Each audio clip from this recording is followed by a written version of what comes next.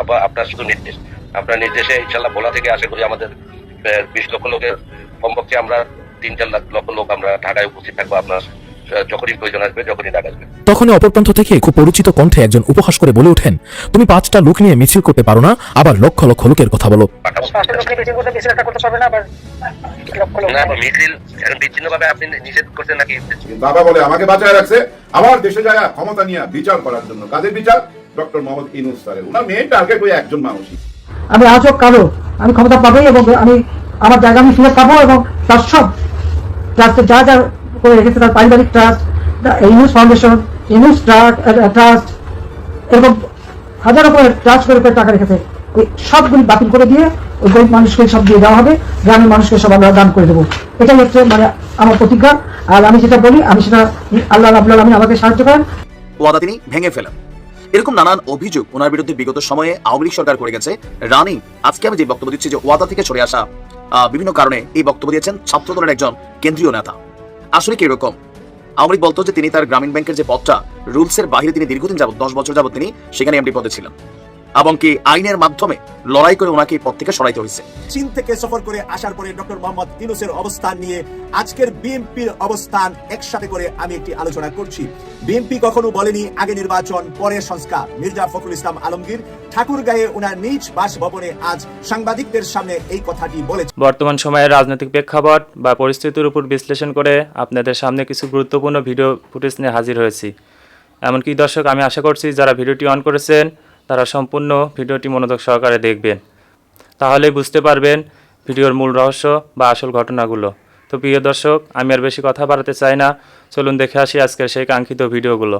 তবে তার আগে বলি, যারা এখনও চ্যানেলটি সাবস্ক্রাইব করেননি তারা চ্যানেলটি সাবস্ক্রাইব করে পাশে থাকা বেল আইকনটি বাজিয়ে দেবেন। আর যারা ইতিমধ্যে সাবস্ক্রাইব করে রেখেছেন তাদেরকে অসংখ্য ধন্যবাদ। তো চলুন দর্শক, একটা লাইক দিয়ে আমরা ধারাবাহিকভাবে সকল ভিডিওর বিস্তারিত আলোচনা দেখে আসি। কিন্তু বাবা বলে আমাকে বাঁচায় রাখছে আমার দেশে যায় ক্ষমতা নিয়ে বিচার করার জন্য। কাদের বিচার? ডক্টর মোহাম্মদ ইউনূস স্যারের। ওনার মেইন টার্গেট ওই একজন মানুষই। আমি আজ হোক কালো আমি ক্ষমতা পাবোই এবং আমি আমার জায়গা আমি ফিরে পাবো এবং তার সব ট্রাস্টে যা যা করে রেখেছে, তার পারিবারিক trust, Yunus foundation, Yunus trust এরকম হাজারো করে ট্রাস্ট করে টাকা রেখেছে, ওই সবগুলি বাতিল করে দিয়ে ওই গরিব মানুষকে সব দিয়ে দেওয়া হবে, গ্রামের মানুষকে সব আমরা দান করে দেবো। এটাই হচ্ছে মানে আমার প্রতিজ্ঞা। আর আমি যেটা বলি আমি সেটা আল্লাহ রাব্বুল আলামিন আমাকে সাহায্য করেন এবং সেটা আমি করতে পারি। এটা আমার নিজের সেই আত্মবিশ্বাস আছে এবং সেটা আমরা করবো ইনশাল্লাহ। এটা বেঁচে যখন আছি তখন আমি করবোই। ওই যে ফজলুর রহমান উনি যেভাবে চ্যালেঞ্জ দিছিল যে আমি বাইচা থাকতে কেমনে নির্বাচন না দেয় ইউনূস সরকার, আমি দেখে নিব। ফজলুর রহমান যদি জীবিত থাকে বাপ দেখিয়া ইলেকশনটা বাংলাদেশে নিয়ে গেল। বাপ দেখিয়া গেল, বাপ দেখিয়া নির্বাচন দিয়ে আপনি কি করবেন? আসসালামু আলাইকুম। কুল নাই কিনার নাই, মাছদরিয়ায় নৌকা নিয়ে একা একা শেখ হাসিনা মাঝে মধ্যে অডিও কলে কথা বলে মনে একটু শান্তি পায়। আবার এরা কিন্তু সবাই চাপাবাজিও করে ওনার সাথে। এক চাপাবাজ শাওন টেলিফোনে কথা বলতেছে, আওয়ামী লীগের নেতা, বলে যে 3 লক্ষ লোক নিয়ে আমি রাজধানীতে যাবো, আপা আপনি যদি বলেন। তখন আপা একটা ধমক দিছে, ধর্মিয়া অফিসটাই উদ্ধার করতে পারলা না এখনো? হ্যাঁ, এখনো অফিসের মধ্যে যে হাগু মুতু পেশা বাথরুম হয়ে গেছে পুরাটা, অফিসটাই উদ্ধার করতে পারলো না, আবার ঢাকায় 3 লক্ষ লোক নিয়ে যাবে। আপা ধমক দিয়ে দিছে। আপা বুঝে কারা চাপাবাজ, এটা বুঝতে পারে, কিন্তু আপা নিজেকে বুঝতে পারতেছে না। যে নিজেকে বুঝতে পারে না তার কপালে বুঝছেন অনেক দুঃখ থাকে, অনেক দুঃখ থাকে। নিজের অন্যায়ের জন্য, নিজের অপরাধের জন্য যে লোক আল্লাহর কাছে ক্ষমা চায় না, অনুতপ্ত হয় না, আল্লাহ তাকে যে নালত দেয় না, এটা আপনারা দেখতে পাবেন কিভাবে শাস্তি দেয় এই দুনিয়াতে রাখা। তার হায়াত বাড়ায় দেয়, কিন্তু হায়াত বাড়ায় দেয় এই জন্য যে জগৎবাসীকে দেখার জন্য দৃষ্টান্ত স্বরূপ তাকে রাখবে আর কি। এই স্যাম্পলটা রাখলাম, তোমরা দেখে নাও যদি জুলুম করো, অন্যায় করো মানুষের উপরে। এই জন্য তাকে বাঁচায় রাখছে। কিন্তু আপা বলে আমাকে বাঁচায় রাখছে আমার দেশে যায় ক্ষমতা নিয়ে বিচার করার জন্য। কাদের বিচার? ডক্টর মোহাম্মদ ইউনূস স্যারের। ওনার মেইন টার্গেট ওই একজন মানুষই। গত 8 মাসে দেশের কারোকেই নিয়ে উনি ভাবে নাই। ওনার মাথার মধ্যে ওই একটাই জিনিস, ডক্টর মোহাম্মদ ইউনূস, ডক্টর মোহাম্মদ ইউনূস। ওই একটা মানুষই টার্গেট, ওই একটা মানুষ কিন্তু ভারতেরও টার্গেট। দেখেন এই যে কলকাতার আজকে অবস্থা, বর্তমানের অবস্থা আপনারা দেখছেন, আগরতলার অবস্থা, অনেক ভিডিও দেখতেছেন, কষ্ট লাগে ভাই, মানুষের কষ্টে বুঝছেন হাসি আসে না মুখে। কারণ এই যে দোকানপাট সব বন্ধ হয়ে যেতেছে, নিউ মার্কেট বন্ধ হয়ে যেতেছে, ওদের গাড়ি ঘোড়ার ব্যবসা বন্ধ হয়ে যেতেছে। ওই যে টানা রিক্সাওয়ালা গুলা বুঝছেন কি কান্না কাঁদতেছে যে কেউ আসে না এই এলাকায়, কেউ এখন আসে না, আমাদের কোনো সংসার চলে না। বড় বড় দোকানগুলো বন্ধ হয়ে গেছে বুঝছেন, সব বন্ধ হয়ে গেছে, ব্যবসা বাণিজ্য সব বন্ধ, হাসপাতাল বন্ধ হয়ে গেছে। শুনছি একটা হাসপাতাল নাকি মহিলা হোস্টেলও বানায় ফেলাইছে, কারণ কোনো রোগী যায় না। চিন্তা করেন। আচ্ছা, সবচেয়ে মজার ব্যাপার কি জানেন, ব্রিটিশ ভারতের রাজধানী ছিল কলকাতা। এই কলকাতা নিউ মার্কেট কিন্তু সেই ব্রিটিশ আমল থেকে। তো কলকাতার লোক কি কেনাকাটা করে না? ওখানেও তো অনেক মুসলমান আছে, তাই না? তারপর পূজা আছে, 12 মাসে 13 পূজা তো লাইগাই থাকে, কেন বেচা কিনা হয় না? তার মানে কি আমাদের দিয়েই ওরা চলতো। এখন ওদের উচিত বুঝছেন, ওই যে শুভেন্দু অধিকারী, ওই যে 3 বাটি গরুর মাংস খাইছিল, যে ওই লোকটার বাসা যায় ঘেরাও করা, ওরে পাকড়াও করা, ওরে ধরে জিজ্ঞাসা করা যে তোর কারণে আমাদের আজকে এই অবস্থা। ওর কারণে কিন্তু ও যা বাড়াবাড়ি করলো 2-3 মাস, আরে বাপরে বাপ, আগরতলা যায় ওইখানে দূতাবাসে যায় হামলা করলো। চিন্তা করছেন কত বড় সাহস? কিন্তু এখন বুঝতে পারতেছে, পুরা ভারতবাসী বুঝতে পারতেছে একটা ভূমিকম্প হয়ে গেছে। তো ইউনূস স্যার চীন থেকে ফিরে আসার পর ওদের মিডিয়া, ওদের যত অবসরপ্রাপ্ত সচিব, পুলিশ অফিসার, আর্মি অফিসার, মোদিজি কিন্তু সরাসরি কিছু বলে নাই। ওনার লোকজন বলা শুরু করছে ডক্টর মোহাম্মদ ইউনূস স্যার নাকি অনধিকার চর্চা করতেছে, 7 সিস্টার নিয়ে কথা বলার ওনার কোনো অধিকার নাই, এইটা নাকি ওনাদের ব্যক্তিগত ব্যাপার। কিন্তু ভাই, আমাদের ব্যক্তিগত ব্যাপারে আপনারা কেন আলাপ করেন? আমাদের এখানে নির্বাচন কবে হবে না হবে এটা তো আমরাই বুঝবো, আপনারা কেন বলেন আমাদের দেশ নিয়ে কথা? আর ইউনূস স্যার কি বলছে? কিছুই তো বলে নাই। বলছে এই 7 সিস্টারের একমাত্র অভিভাবক আমরা। হ্যাঁ, অভিভাবক, বাংলাদেশ একমাত্র অভিভাবক। এটা শুনেই গায়ে জ্বলে গেল আপনাদের। কিন্তু 7 বোন তো খুশিতে বাকবাকুম। 7 বোনের এক ভাই সিটাগাঙ্গা ফোয়া, 7 বোনের এক ভাই ডক্টর মোহাম্মদ ইউনূস স্যার, চিটাং বাড়ি, একদম কাছাকাছি 7 বোনের। উনি কি বলছেন? উনি তো নতুন কিছু বলে নাই। এই যে আমাদের শেখ হাসিনা প্রাক্তন প্রধানমন্ত্রী, উনি যে বলতেন ভারতকে যা দিছি সারা জীবন ইয়াদ করবে, সারা জীবন ইয়াদ করবে। কি দিছে এটা কি বলছে? বলে নাই। ভাই, এই 7 সিস্টারে যাওয়ার রাস্তাঘাটই কইরা দিছে। তো ডক্টর মোহাম্মদ ইউনূস স্যার তো নতুন কিছু বলে নাই। গায়ে আগুন লাগলো কেন? আগুন লাগার পিছনে কারণটা আমি বলি। এই 7 সিস্টারের সাথে 4টা বোন, মানে 7 বোনের মধ্যে 4টা বোন আমাদের সাথে একেবারে গায়ে গায়ে লাগানো। ত্রিপুরা, মিজোরাম, মেঘালয় আর আসাম।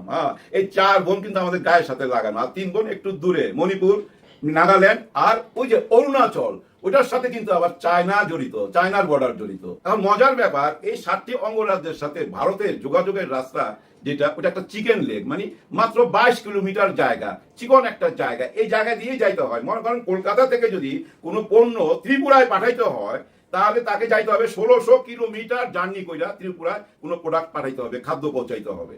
আর আমরা যদি রাস্তা দিয়ে দিই মাত্র 400 কিলোমিটার, 400 কিলোমিটারের মধ্যে পুরা এই 7 বোনের কাছে চলে যাবে যা প্রয়োজন। ডক্টর মোহাম্মদ ইউনূস স্যার বলছেন এই 7 বোনের সাথে সমুদ্র নাই, শুধু ল্যান্ড আর ল্যান্ড। ওর কাছে পৌঁছাইবার জন্য সমুদ্র দরকার। সমুদ্র ছাড়াও একটা দেশ উন্নতি হইতে পারে না।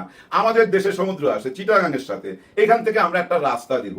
এই রাস্তা কিন্তু শেখ হাসিনা আগেই দিয়ে রাখছে, কিন্তু ইউনূস স্যার দিতে চাইলো যখন, তখন গায়ে জ্বালা ধরলো কেন? এইটা একটু বুঝায় বলি। আজকে এইটুকুই কথা বলবো। ইউনূস স্যারের কথা হচ্ছে যে আমি রাস্তা দিব ঠিকই, যে রাস্তাটা আমাদের হাসিনা সরকার দিয়ে রাখছে, আমাদেরকে না জিজ্ঞেস করে, আমাদেরকে অন্ধকারে রাখা। কিন্তু উনি বলছে যে এই রাস্তা আমি ব্যবহার করতে দিব, রাস্তা আরো সুন্দর করে দিব, কিন্তু এই রাস্তা দিয়ে আমাকে যেতে দিতে হবে নেপাল।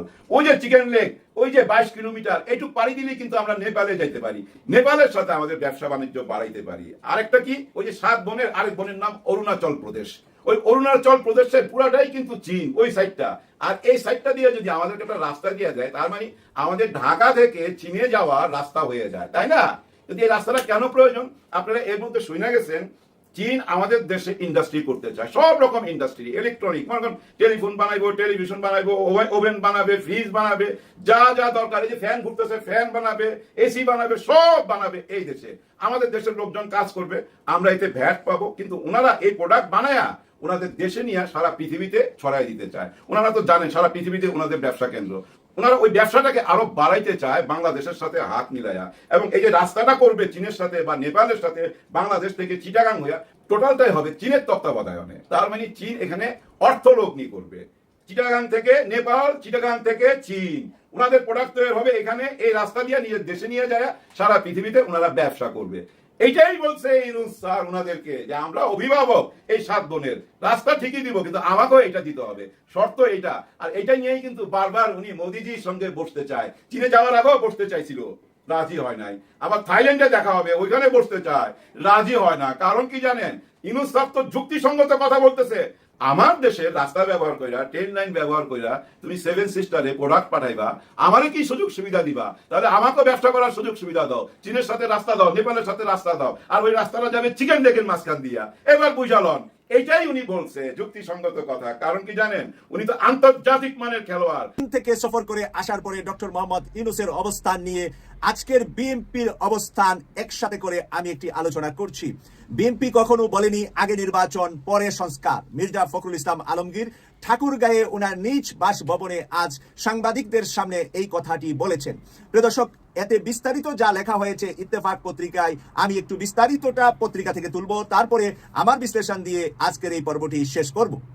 আগে নির্বাচন পরে সংস্কার, এমন কথা বিএনপি কখনো বলেনি বলে মন্তব্য করেছেন দলটির মহাসচিব মির্জা ফখরুল ইসলাম আলমগীর। তিনি বলেন, বিএনপি আগে নির্বাচন পরে সংস্কারের কথা বলে নাই।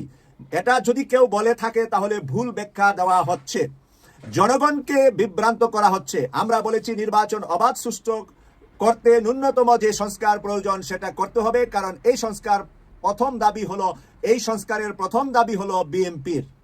বুধবার 2 এপ্রিল দুপুরে ঠাকুরগাঁ শহরে তাঁতিপাড়াস্থ নিজ বাসভবনে সাংবাদিকদের সঙ্গে মত বিনিময়ের সময় এই কথা বলেন মির্জা ফখরুল ইসলাম আলমগীর। বিএনপিকে টার্গেট করা হচ্ছে দাবি করে মহাসচিব বলেন, সামাজিক যোগাযোগ মাধ্যমে বিএনপিকে টার্গেট করে প্রচারণা করা হচ্ছে যে বিএনপি আগে নির্বাচন চায় তারপর সংস্কার চায়, অথচ সংস্কার চায় না, নির্বাচন চায় বা একথা মিথ্যা। আমি সরাসরি বলতে চাই, এ নিয়ে জনগণের মাঝে ভুল ধারণা সৃষ্টি করা হচ্ছে। সামাজিক যোগাযোগ মাধ্যমে বিএনপির বিরুদ্ধে এই সমস্ত কথা বলা হচ্ছে বলে দাবি করছেন মির্জা ফখরুল ইসলাম আলমগীর।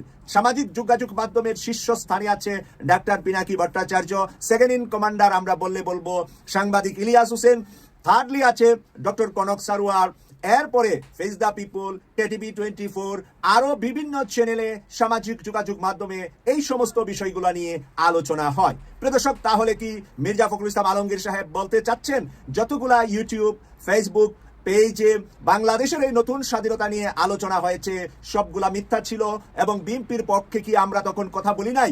আমরা সবাই বিএনপির পক্ষেই ছিলাম, জামাতের পক্ষে ছিলাম, ছাত্রদের পক্ষে ছিলাম, গণ অধিকারের পক্ষে ছিলাম, বাম রাজনৈতিক দলগুলার পক্ষে ছিলাম, চরমোনাইয়ের পক্ষে ছিলাম, হেফাজতের পক্ষে ছিলাম, সবার পক্ষ নিয়ে শুধুমাত্র স্বৈরাচার আর তার দোসরদের বিরোধিতা করেছিলাম। আজও তাই করে যাচ্ছি। যারা করছেন আর ডাক্তার পিনাকি ভট্টাচার্য, ইলিয়াস হোসেন ভাই, তারা আজও সেই স্বৈরাচারের বিরুদ্ধেই কথা বলছেন।